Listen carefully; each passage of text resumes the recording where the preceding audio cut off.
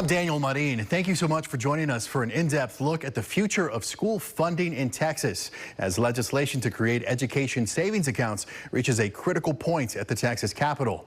This is a top priority for Governor Greg Abbott. The plan would give parents the option to put taxpayer money toward private school education. Now we're bringing you extended interviews with the governor and State Representative James Tallarico, who is strongly opposed to the legislation, and we'll also hear from parents on both sides of the issue. We'll begin with Governor Abbott. I'm here with Governor Greg Abbott and parents in support of education savings accounts.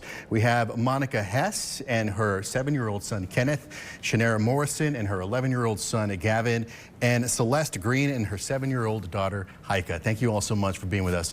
Governor, we're going to begin with you. You've made it clear that this is the priority this legislative session, passing education savings accounts. You have parents on board with the plan here. What do you say to parents and teachers who maybe are not on board? We've heard from some who are concerned about what this could mean for public schools. Well, for one, I'm supporting school choice because I visited with parents like this across the entire state of Texas, and they have a hunger and a need for school choice for the children. Listen, the reality is one size does not fit all when it comes to education. There are families that have 2 or 3 or 4 kids, and a public school may be right for one, but a private school may be right for another, homeschool may be right for a third, and no one knows better what's right for their child than their own parent. But listen, I know because of false information out there, there are a lot of concerns that either parents or teachers may have. Let me allay those concerns real quick. For one, people may be concerned, oh gosh, school choice is going to decimate our public schools and destroy them. Nothing could be further from the truth for 2 reasons.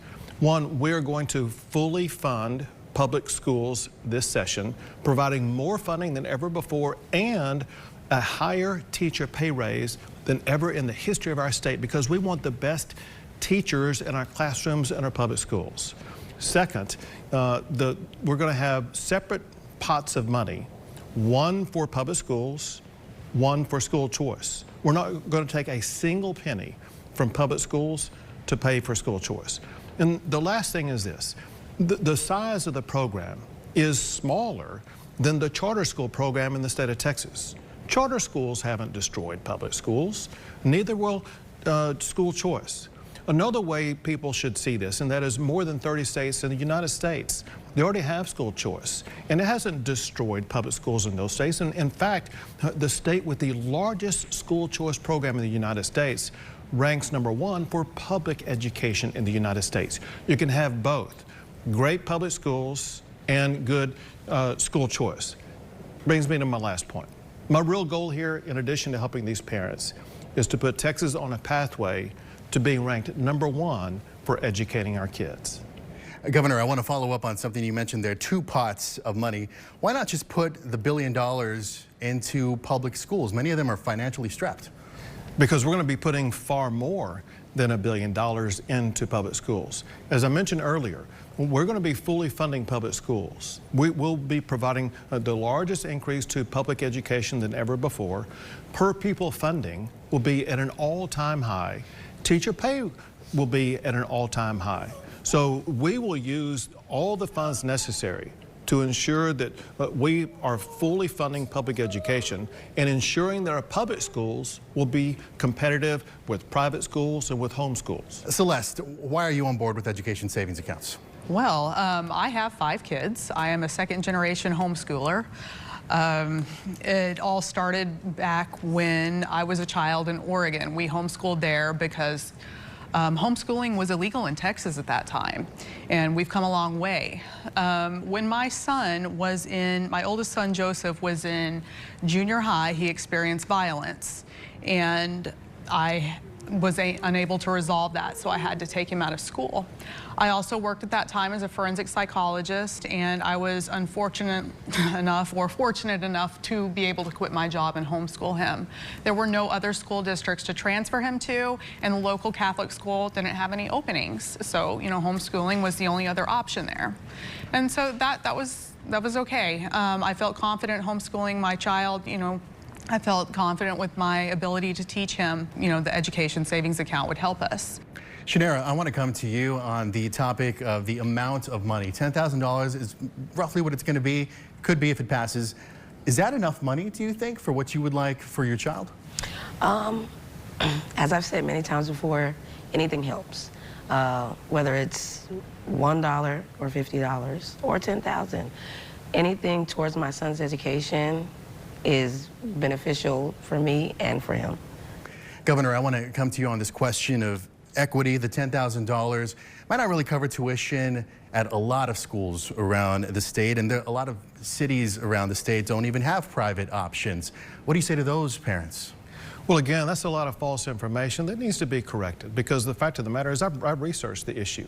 And most private schools across the state of Texas, they cost less than $10,000. That point aside, there are many others that may cost more than $10,000, and they would be willing to provide a scholarship that would make up the difference. This is going to provide unbelievable access, unprecedented access. There's something else, though, and that is when a program like this is created, that will lead to the creation of some new schools that can provide that opportunity. Another falsehood is, well, there's rural regions of the state of Texas where this simply is not available. And that's untrue in so many regions of the state of Texas that are rural that I've been in. I'll give you Athens, Texas as one example. I was at a school there. Athens has a population of about 12,000 people, and yet they have a private school that parents needed to take their child out of public school because the child in first grade was coming home from school repeating 4-letter cuss words. And parents knew at that time it violated their values, and they wanted to move their child into a setting that reached his values. And there was a private school like that there in Athens, Texas. In Alpine, Texas, and small little towns across the state, there are many opportunities for school choice for parents. You mentioned the research that goes into building a massive program like this. What does the private school community say to you? Are they ready for this? Are they ready for the influx? Because it is up to them whether to accept these children or not. The private school community is hungry for this because they know that they provide an important value to the education equation. One is because of the type of education they provide. Another is because different schools meet different needs of different parents. One school is, again, doesn't matter if it's public or private, one size is not going to fit all for every student. But we know there's going to be schools out there that will meet the needs of all these students. But there's something else that is very important here. Of what we found in other states that have school choice. And that is when school choice is entered into the education equation, it means that the private schools do better. It means that the public schools do better because there's competition involved. Competition makes everything better, including education, and that's what we want. We want the best education product in the United States. School choice is a pathway to achieve that excellent product. Many private schools are attached to a church or a religious organization. Do you worry that this blurs the line between church and state? The United States Supreme Court made clear that it does not. And so there's no constitutional issue here whatsoever. What is at issue here, however, is that there are some parents, they want their children to learn more than just their ABCs. They also want their children to learn values. Some parents are able to achieve that by homeschooling. Other parents are able to achieve it by finding a school that's right for the child that will also teach values. One thing our country needs at this time, and that is character development by our children. And character development can be done through schools that educate students about more than just math and science, but also genuine values that will make them stronger participants in our democracy. But what do you say to parents who feel like public money shouldn't be subsidizing religious teachings? So the fact of the matter is the Supreme Court has ruled on that issue. What the Supreme Court ruled was it was actually the opposite, and that is to exclude schools because of religion would be violating the Constitution. And so what we have to do, we have to make school choice available to all schools out there that are accredited, by the way, in order to qualify. But for all accredited schools in the state of Texas, they will provide an option for parents to choose the pathway that's best for them, understanding this very important point. And that is, all of these parents right here, they know far better what their children need. than does any educator, any principal, any administrator. We put the power of parents first, which, by the way, when you have engaged parents, that almost always leads to a better education outcome for children. You campaigned against members of your own party who opposed this plan in the last legislative cycle. Millions of dollars was spent, some of your own time was spent at these campaign events. Why is passing this so important to you? Is it something personal? It is important to me as governor because one of my goals, in addition to the trophies behind you that show that Texas ranks #1 for economic development for 13 years in a row, I have a responsibility as governor for Texas to rank #1 for education for 13 years in a row. And so I will continue my mission until we achieve that goal. And then in addition to that, I've talked to these parents who are with us today. I've talked to thousands of parents across the state. Parents are hungry for this. In ballot initiative after ballot initiative, voters have said they want school choice. In Texas, every demographic group, black, white, Hispanic, Asian, urban, suburban, rural, doesn't matter who you are, where you are in the state of Texas, majorities of Texans want school choice. It's time for school choice to pass in Texas. We've only got a couple of minutes left here. Governor, you mentioned voters want this. Why not just put the creation of the program itself up to voters? That's the way California is run. They have ballot initiatives on so many laws, hundreds of laws. Let me tell you something. One thing I will achieve as governor is to make sure Texas never becomes California. Monica, I'll give you the last word here. For those still unconvinced and those who feel like maybe this isn't the best thing for the state, it's not the best thing for our public schools, what do you say? I would say consider that every family, just like those of us up here in the state of Texas, deserves to have the right to choose what's best for their child and their family. And we appreciate the governor helping us to achieve that. Okay, Governor, any parting words on the topic for those who are unsold? People try to cast school choice as choosing either school choice or supporting public schools. That's a false choice. We're doing more this session than ever to support our public schools with more pay for teachers, with more funding for schools, as well as creating a school choice program for parents who have found that their local public school, for whatever reason, just does not work for their child. We're going to empower those parents, we're going to empower our public teachers, and we are going to put Texas on a pathway to being ranked #1 in the United States for educating our children. All right, Monica Hess, Shanera Morrison, and Celeste Green, thank you so much for joining us. Governor Abbott, thank you so much for your time.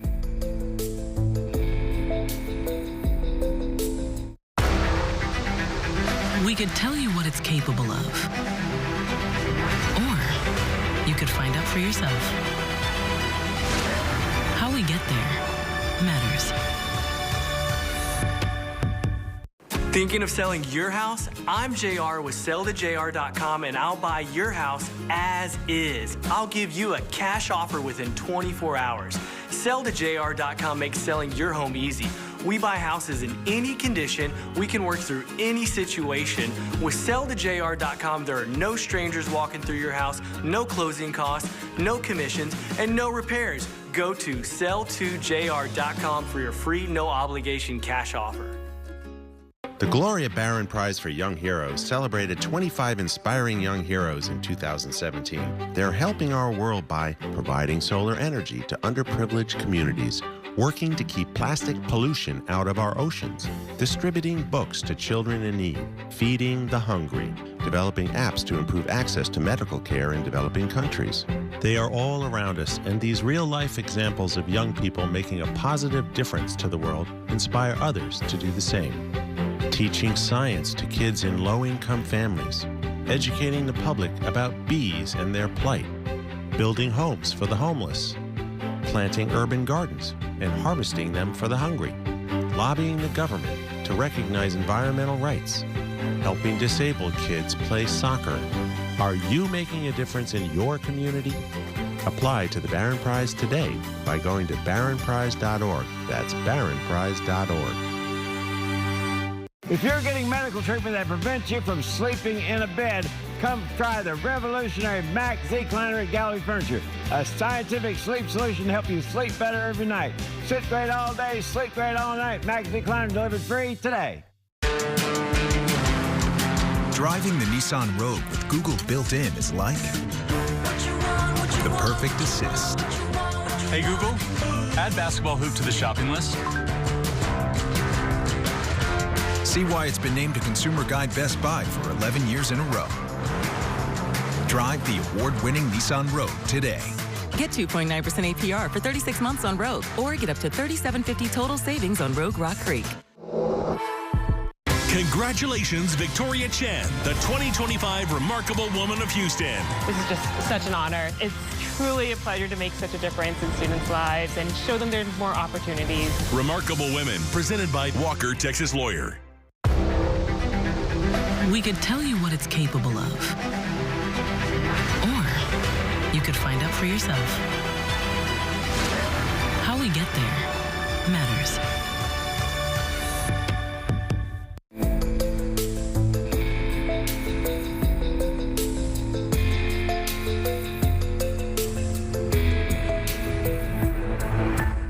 We're now exploring the opposing view to education savings accounts. We just heard from Governor Greg Abbott, who strongly supports the plan.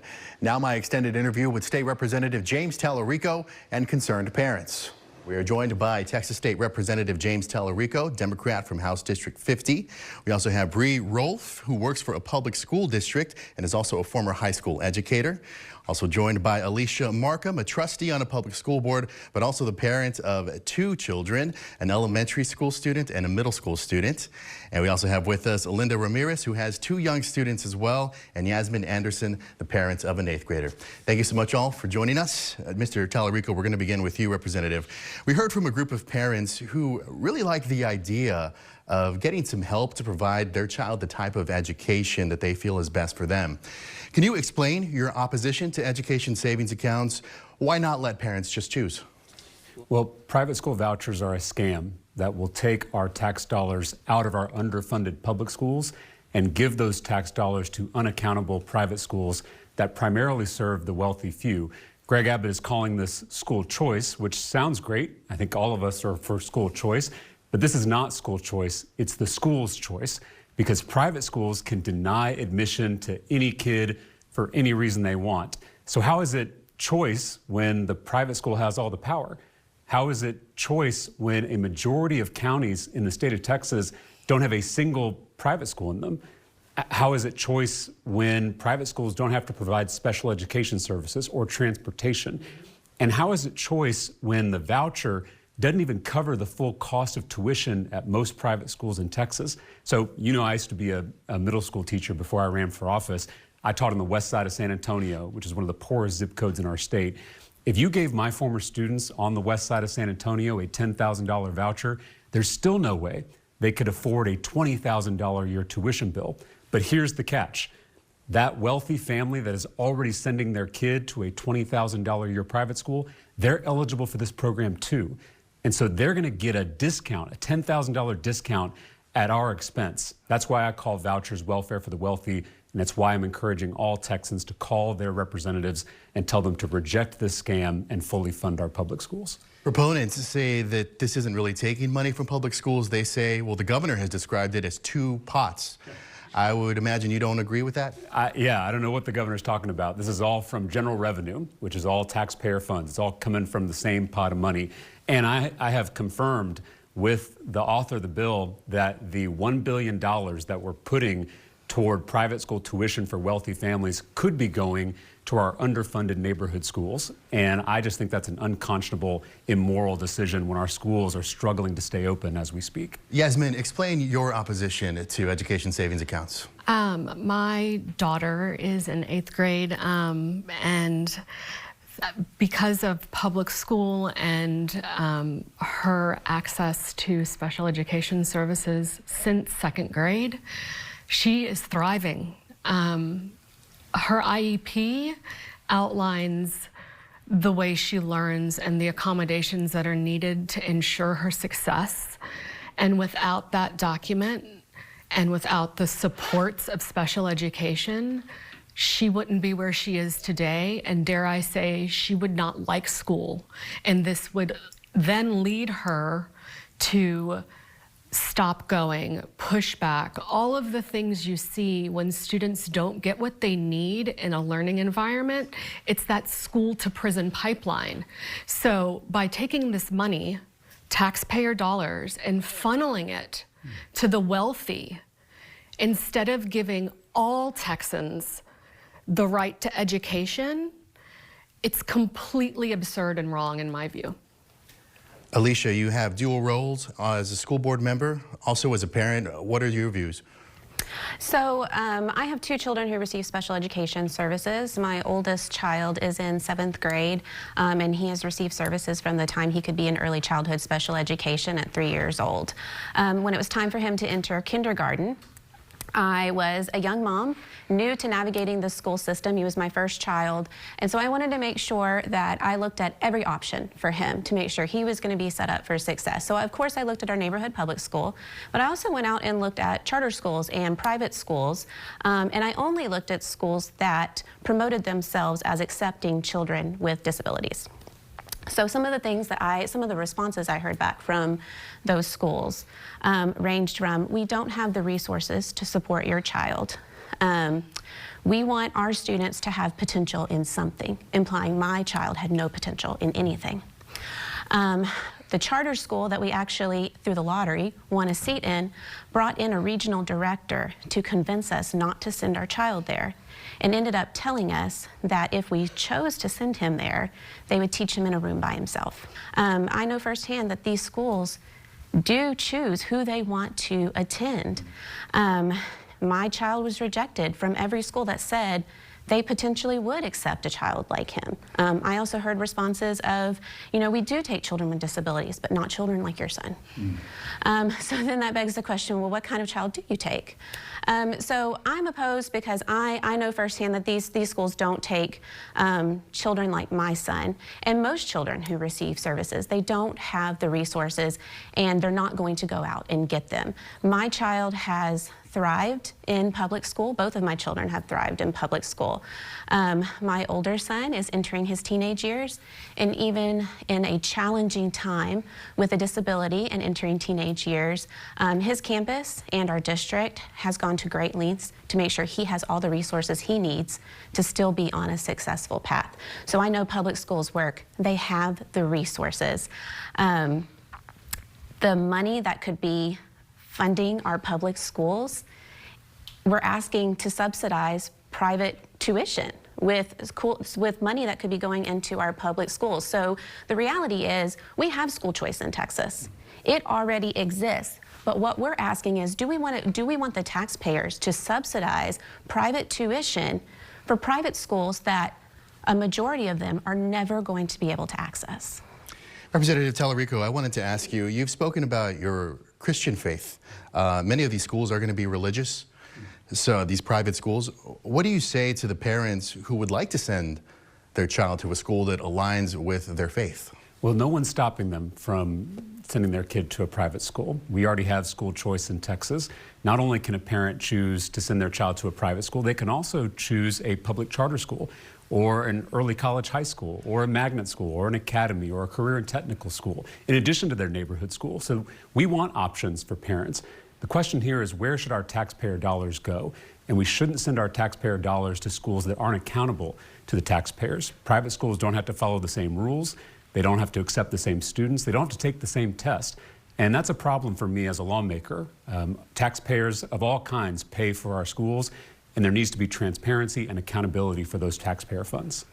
Bree, I want to ask you your view as a former teacher. So my current role, I serve students experiencing homelessness and in foster care. And my biggest opposition is my students that I serve now will never benefit from this bill. And, you know, people keep saying parent choice, and that's great. Parents have choices already, but what about the students whose parents can't make choices for them, or who don't even have enough money to put food on the table?